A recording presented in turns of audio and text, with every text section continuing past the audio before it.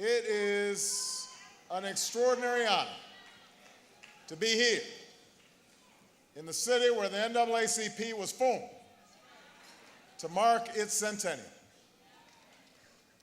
What we celebrate tonight is not simply the journey the NAACP has traveled, but the journey that we as Americans have traveled over the past 100 years.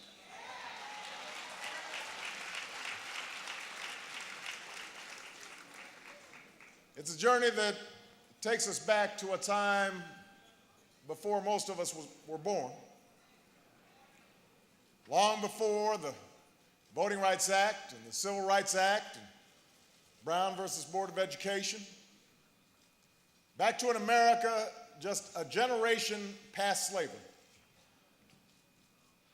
It was a time when Jim Crow was a way of life, when lynchings were all too common, when race riots were shaking cities across a segregated land. It was in this America where an Atlanta scholar named W.E.B. Du Bois, a man of towering intellect and a fierce passion for justice, sparked what became known as the Niagara Movement, where reformers united not by color but by cause, where an association was born that would, as its charter says, promote equality and eradicate prejudice among citizens of the United States. And because ordinary people did such extraordinary things,